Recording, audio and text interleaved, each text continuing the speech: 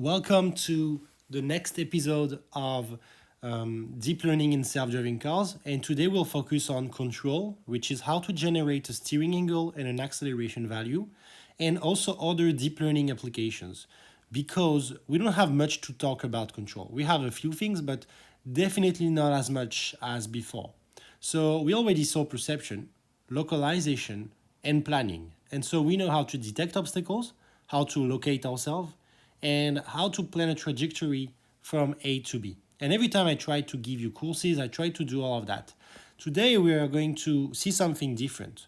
Control is about using all of that information to generate an alpha, which is the steering angle, and a throttle value, how much you want to press the acceleration. So most self-driving cars use what we call traditional controllers. We have PID controllers, model predictive controllers, linear quadratic regulators, and all of these family of controllers that can be more or less complicated. So for example, the MPC is much harder than the PID because it includes the size of the wheel, the weight of the car, it includes all of that. And so because of that, it's more precise, but also more complicated. And PID is something very easy and very simple. I have an article on that, and you can try and understand how it works pretty easily. We also have deep controllers. So the idea is that we can use deep learning to generate an alpha and an acceleration value based on the input data. So you just put a camera, and then based on that, it just creates the alpha and the acceleration. So we call that end-to-end learning. And we have a lot of models actually working on that. I want us to view something called Alvin. Alvin is the very first self-driving car. And I found this amazing video. Wondering how less Alvin, than 10 years after the ALV project, Dean Pomerleau and Todd Yoakum, so it was like and what really, I think is really interesting here is just how different this approach is than the ALV vision algorithm and other vision algorithms of the time. Segmentation part, but to use To get a sense for how Pomerleau's solution worked, let's brief out road pixels in images. In the end, we had 140 input pixels a neural are network multiplied by 4 that separate could work, sets. and we had Vous payez 2 500 € d'impôts a par an. self-driving car. So I Je vais have vous an ad expliquer and en it's moins in d'une French, I'm minute sorry. comment vous All Creating right. a strong And signal through this now we hidden have unit, this. So and that ultimately was steering the idea vehicle. to generate steering angle and acceleration value. All right, so now that we have this, you know that we have that. The other thing is reinforcement learning. So reinforcement learning is very powerful, very popular. There is a few models on that, but what's the most impressive is Wave.ai. Wave.ai is a startup I love. I talk a lot about it because they released something which is their self-driving car driving in one day. So they are based in London. If you want to apply, I'll give you a few tips below. But the idea is that they released this, which is learning to drive in a day. And they show this video where you can see how they do to experiment learning to drive in a day. So they have it not working, so they reward negatively using reinforcement learning framework. And then at the end of the video, the car is able to drive autonomously after like maybe 20 minutes, something like that. And that's very promising because that is just like a day of driving, and there is not all of that. But the only thing is that at this current situation, it wouldn't work with vehicles on open roads, but it's still something. And that is using reinforcement learning. So this is deep deterministic policy gradient. As you can see, there is a lot of cool things. And about this startup, they are based in London, and they are working on that very hard. You can see, you can try to read their blog post, and if you want to explore careers, they have a few positions open on like data science, electronics, recruitment intern, research engineer. So you can try, if you're like a deep learning senior researcher, you can see that they are working with reinforcement learning. And they require 4 years of applied experience in that. So that might be pretty hard to apply if you don't have these 4 years. And they also expect you to have really high skills on reinforcement learning and deep learning. But they have like more junior positions like the research engineer, they only require 2 years. And I don't even think they require reinforcement learning on this. So you can try and apply there. And it's all in London. That's actually a pretty amazing startup. I really love this company. And I suggest you have a look. Now let's talk about a few other things. So we know that control can be done via traditional controllers and also via deep learning on a very little startups. What else? We have other applications of deep learning.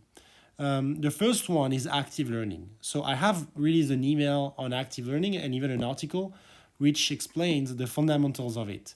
On my website, you can see that active learning is another type of deep learning where we actually use this. So this, when you use this, you actually are a human labeler in the active learning architecture. So you have some sort of a labeled data set, and you have a model that predicts with confidence some things. But when it's low confidence, when the model is not sure, it's going to give you the human, the labeling task. And so you're labeling, and then there is some sort of data aggregation technique to make sure that you can't fool the system. And then you have a labeled data set. So that's a nice way to automate maybe like 80% of the labeling task. So that is active learning, and there is a lot of work on that area if you want. That's not entirely deep learning, that's machine learning for sure, but that's not entirely using neural nets. The second thing is GAN. So GAN is about synthesizing data. So I have an email which is called GAN for self-driving car. I can link it to you if you ask, but the idea is that we can generate human faces very easily today. Like if I just go to this website, all of this is fake. It's fake data entirely generated by a deep learning model. And that is crazy because it doesn't look fake to me or to you, I'm sure. And so sometimes you can spot the difference, maybe here with the eye, but generally you don't. And you can use that to generate synthetic data based on GTR, for example, the video game. You use cycle GANs to do that, and that is pretty cool. So with GANs, we can do a lot. We can do data augmentation. We can create entirely new data, new pedestrians. Need to update that, but you can do a lot of stuff. You can even simulate soiled, clean cameras with water, with dirt. You can do a lot. And you can even try and, if you have dirt on your camera, you can remove the dirt artificially. So that is pretty cool. That is a really nice application. And finally, there is explainability. So there is a lot in explainable AI. Imagine the car drives into a pedestrian. You want to be able to explain why it didn't detect the pedestrian. There is Imendra, which is a startup working on machine learning explainability. And you can have a look at this startup because it's doing cool stuff also on other parts which are not self-driving car based. And you can see how it works to try and see how we can explain the results. Finally, I just wanted to give you a few data sets. So we have new scenes, Amuse for SLAM, Kitty, Semantic Kitty, Waymo, we just released the open dataset, Cityscapes, and many others. So you can try and train your deep learning networks on that. And for sure, like these datasets are really efficient. There is a lot. You have LiDAR, camera, radar. I'm using these datasets for my courses.